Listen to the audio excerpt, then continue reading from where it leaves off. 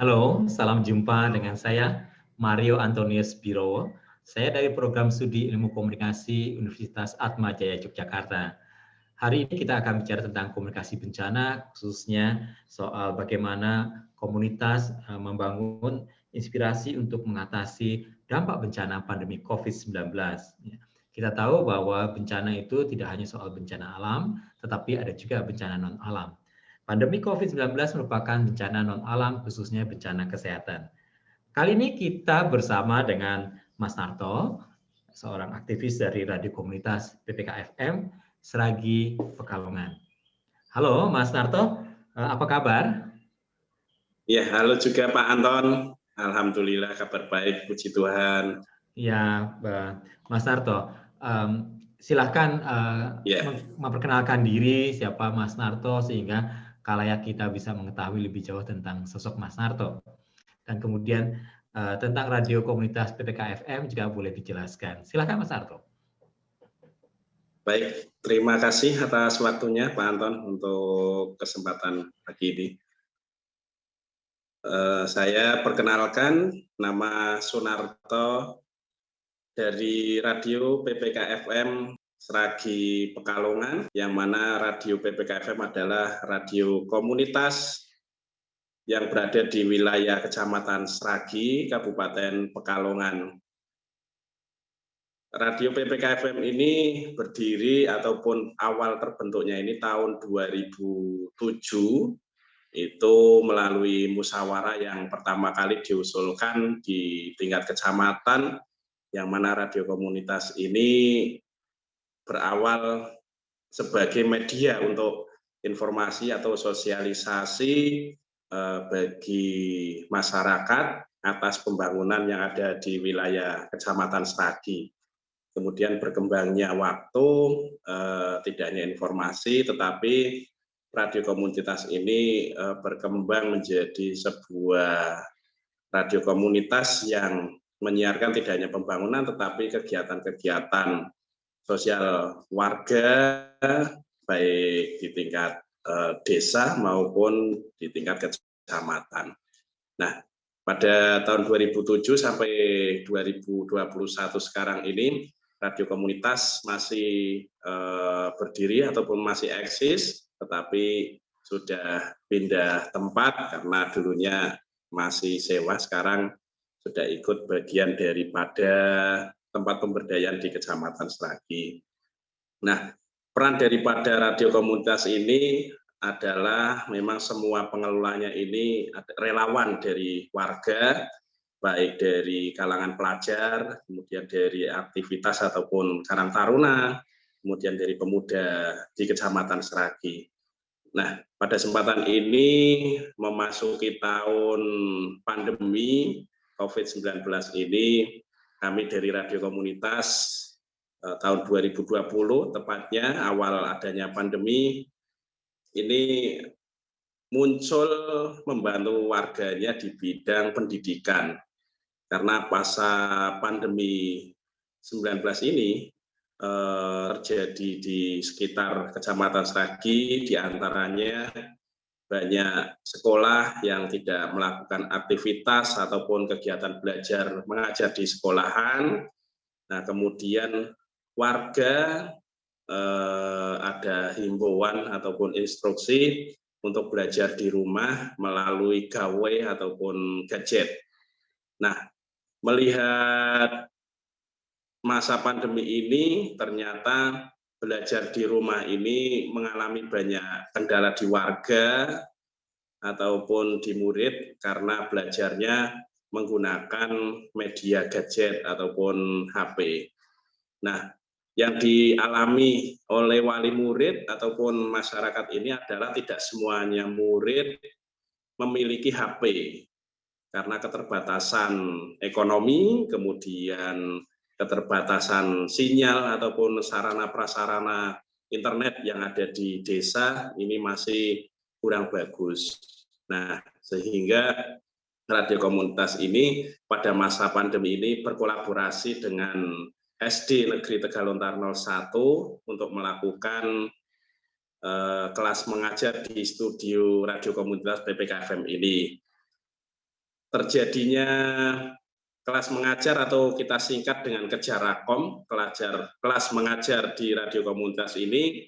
Pertama kali awalnya Pak Kepala Sekolah yang bernama Pak Yoso ini datang ke studio. Pertama kali melintas di depan studio, kemudian mampir dan mencurahkan ataupun memberikan unek-unek bahwa kegiatan pandemi ini banyak hambatan bagi dunia pendidikan. Satu diantaranya banyak siswa yang tidak menggunakan HP, kemudian internet yang kurang stabil, dan tentunya dari guru yang tidak bisa untuk melakukan tatap muka secara langsung karena dibatasi ruang gerak di masa pandemi COVID ini untuk menjaga jarak, kemudian mematuhi protokol kesehatan. Nah, Pak Yoso ini selaku kepala sekolah ini mencurahkan barangkali bahwa ada solusi dari kegiatan ini yang bisa dilakukan oleh radio komunitas. Nah, kemudian saya menawarkan bahwa kegiatan pendidikan ini bagaimana kalau dilakukan di studio dengan cara guru mengajar di studio radio komunitas, kemudian anak-anak ataupun siswa-siswinya mendengarkan di rumah masing-masing. Nah, ini pertama kali diskusi dengan kepala sekolah, akhirnya disampaikan melalui forum guru di sekolahan bersama komite sekolahan, akhirnya mau mencoba untuk melakukan hal ini. Nah, harapan dari kepala sekolah ini yang terutama dan yang terpenting adalah jangan sampai di masa pandemi ini kegiatan yang melanggar protokol kesehatan ini akan memberikan dampak tambahan warga yang kurang bagus.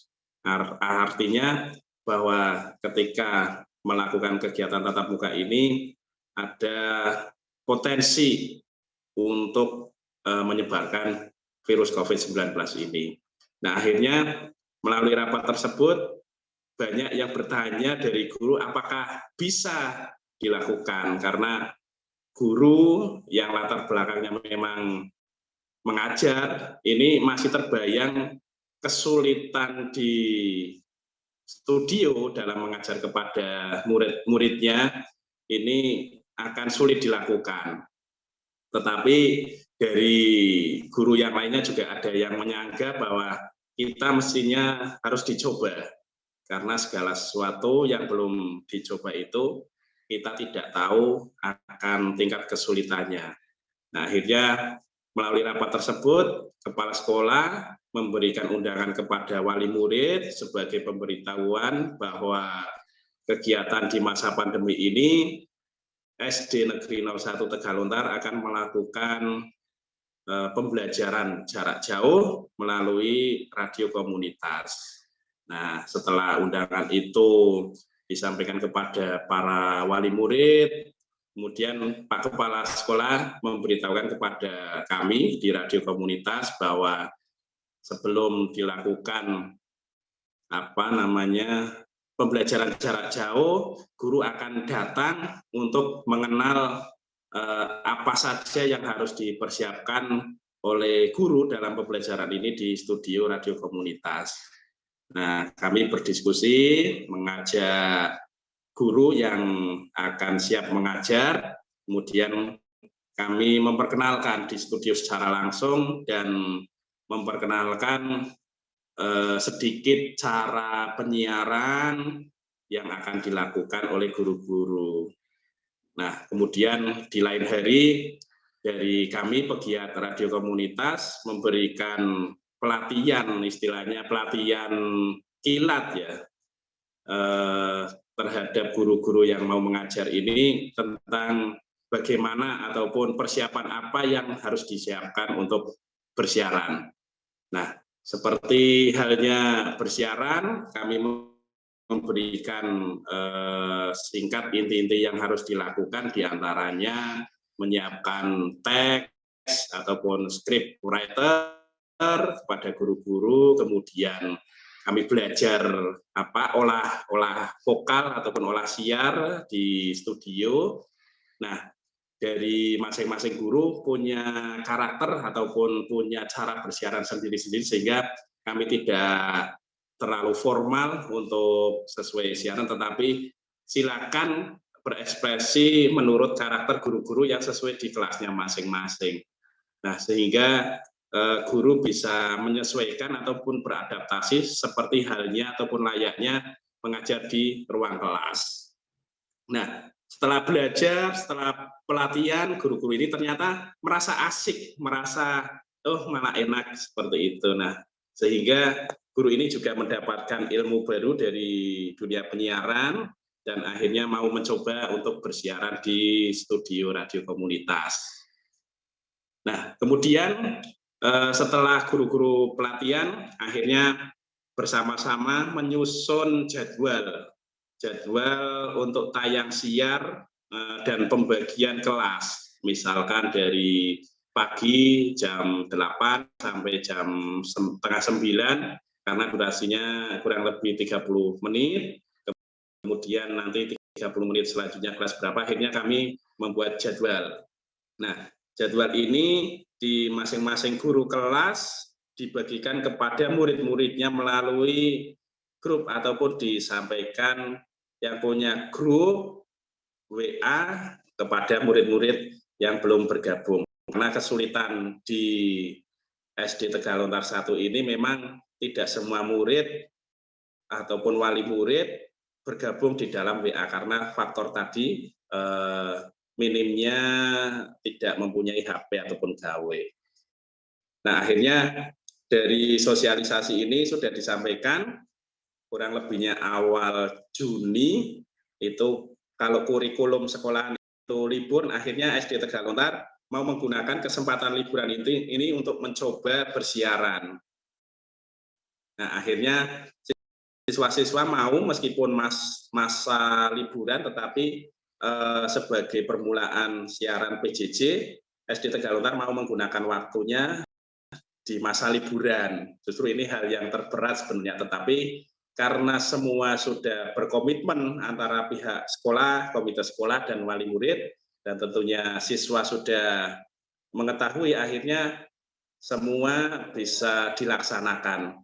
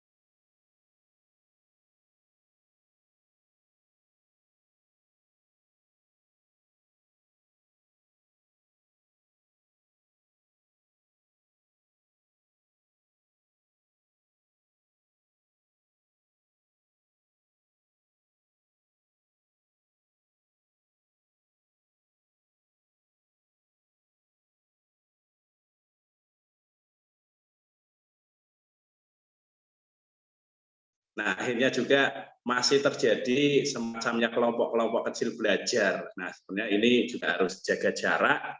Nah, tetapi di kelompok ini dibatasi satu radio ini didengarkan oleh 5 orang, 5 siswa ataupun 5 murid. Tetapi juga yang paling unik juga ada yang siswa tidak ikut bergabung di kelompok belajarnya kecil tadi, tapi malah justru nebengnya di tempat-tempat yang ada radionya seperti warung, seperti mobil yang punya itu. Nah, akhirnya minta tetangganya untuk memberikan waktu sebagai pembelajaran di radio. Nah, ini berlangsung Juni, dan selama pembelajaran awal, namanya juga pembelajaran, pasti ada beberapa hal yang menjadi tingkat kesulitan dari siswa. Nah, ada masukan dari wali murid, di antaranya ini adalah tentang pembagian cara belajar sistem kurikulum. Nah, waktu itu yang diajarkan kelas masing-masing kelas 4, kelas 5, kelas 6 ini tidak mengikuti kurikulum, tetapi mengikuti apa namanya ya, mata pelajaran. Misalkan hari Senin pelajaran IPS, kemudian hari Selasa bahasa Indonesia, kemudian hari selanjutnya ada materi PPKN ataupun kewarganegaraan. Nah, hal ini mendapat masukan dari wali murid bahwa siaran semacam ini itu akan sulit diikuti oleh siswa karena setiap siswa belum punya panduan untuk pembelajaran di rumahnya. Akhirnya dari guru kembali kumpul kepada kepala sekolah ini mencari solusi dari masukan wali murid. Nah, akhirnya mencoba solusi kedua melalui sistem kurikulum. Akhirnya dari kepala sekolah mengambil inisiatif bahwa buku-buku kurikulum yang ada di sekolah diberikan kepada siswa, kemudian siswa menyimak di rumah sesuai dengan halaman masing-masing.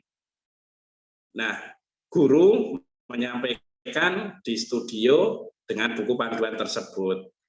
Akhirnya ini terjadi klop ataupun kesinambungan antara guru yang disampaikan kepada murid yang menyimak di rumah masing-masing, dan ini juga diikuti oleh wali murid yang membantu siswanya ataupun anaknya untuk belajar pada jam yang ditentukan.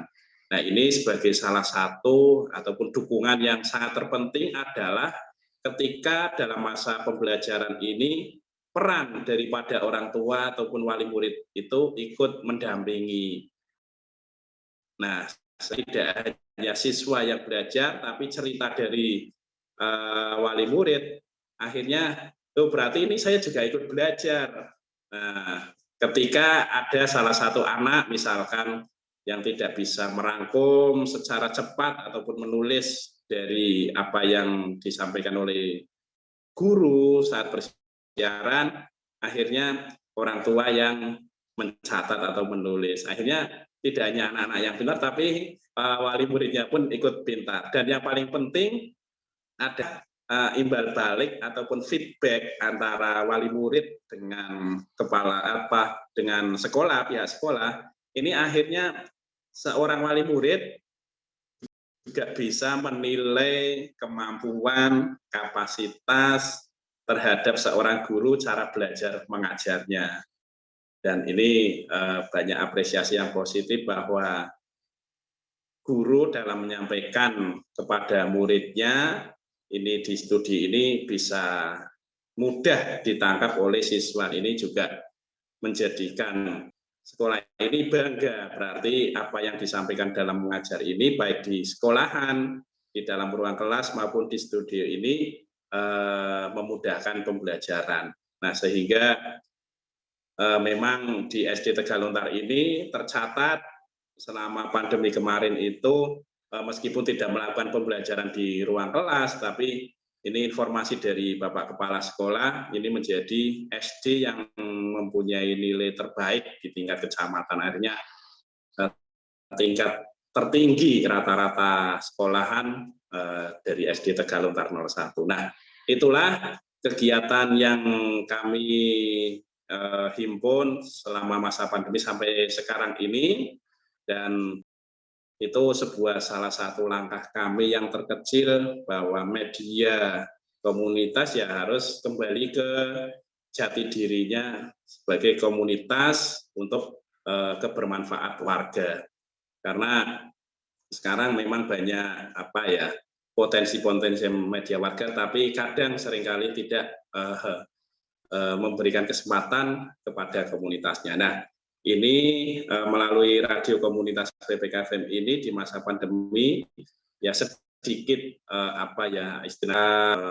membantu penanganan COVID-19, tidak hanya bidang kesehatan, tapi kami fokus kepada pendidikan terhadap SD Negeri 01 Tegalontar. Nah, akhirnya juga mengajak kepada sekolah-sekolah lain yang ingin bergabung, cara belajar ataupun ikut dalam Kejarakom ini, kami sampaikan melalui ke masing-masing sekolahan.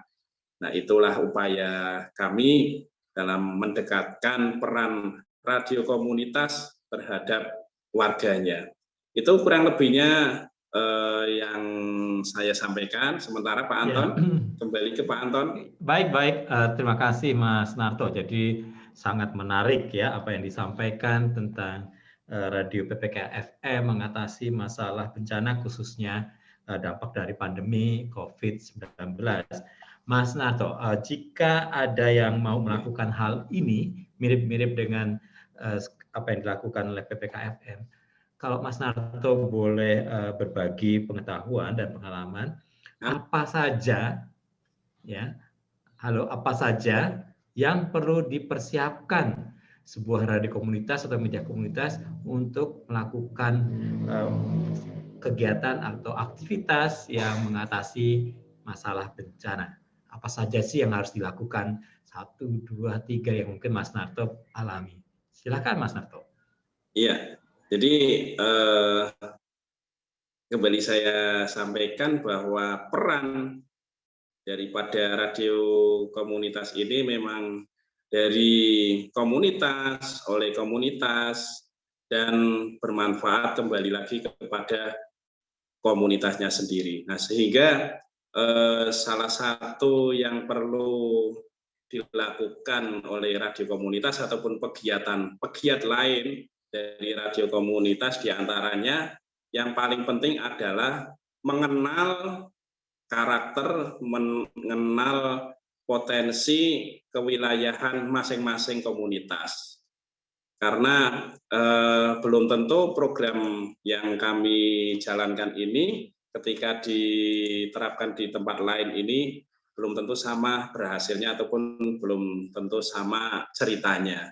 Nah, sehingga peran yang paling utama itu adalah mengenal bagaimana masyarakat, kemudian apa yang dilakukan masyarakat, kemudian bagaimana masyarakat itu sendiri mau bergabung dengan radio komunitasnya untuk mengelola bersama. Nah, kebersamaan inilah yang kalau sudah menjadi satu tujuan bersama ini akan mudah dilakukan. Nah, oleh itu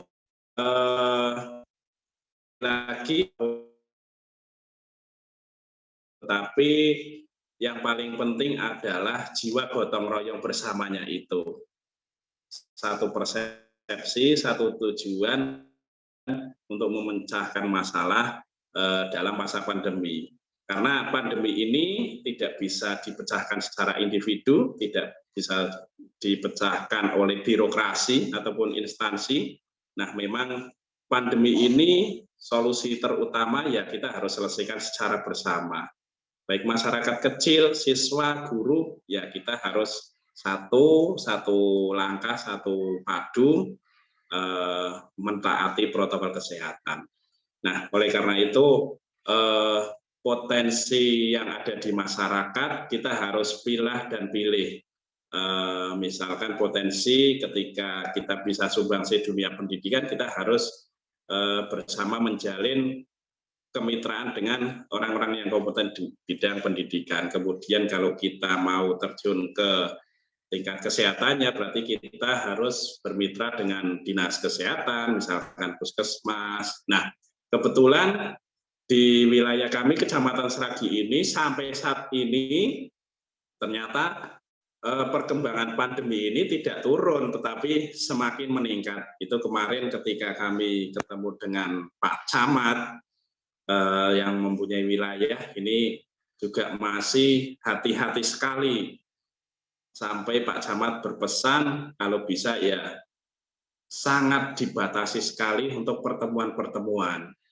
Nah, sehingga di Kecamatan Seragi yang terbaru ini memang belum memberikan izin kepada pihak-pihak yang akan apa ya istilahnya memberikan keramaian ataupun hajatan, itu yang terbaru seperti info yang saya terima dari Pak Camat langsung. Nah, sehingga masa pandemi ini apapun kegiatannya baik di bidang pendidikan atau di bidang kesehatan, itulah yang harus kita lakukan bersama sebagai bentuk kepedulian kita dalam memerangi COVID-19. Itu kurang lebihnya Pak Anton. Baik, terima kasih Mas Narto. Luar biasa pengalaman dari Mas Narto dan PPKFM Seragi. Dan terakhir kita akan tutup rekaman kita kali ini ya, yang merupakan isi materi dari Mas Narto. Dan para teman-teman sekalian yang menyaksikan video ini, ya, kita bisa menangkap bahwa bagaimana upaya dari komunitas khususnya di Seragi dengan rencana kegiatan-kegiatannya, dan saya menggarisbawahi bahwa penting adanya gotong royong agar dampak bencana tidak memunculkan bencana-bencana lainnya. Khususnya di sini adalah bencana pendidikan misalnya, karena terbatasnya akses pendidikan siswa di pelosok-pelosok, ya, termasuk seperti di Seragi, ya, yang terbatas dalam akses internet karena tidak memiliki alat ya seperti smartphone atau komputer, laptop. Ya. Tetapi toh teman-teman di Seragi sana memiliki inspirasi yang luar biasa, ide untuk memecahkan masalah, yaitu dengan mengadakan ya kejar rakom, ya, yaitu artinya belajar melalui radio komunitas untuk mengatasi masalah akses di dalam pendidikan. Terima kasih untuk Mas Narto, ya, salam sehat untuk teman-teman di sana. Sama-sama Pak Anton. Oke, sampai ketemu lagi. Ya, salam tangguh. Terima kasih, salam tangguh kembali. Kita bisa.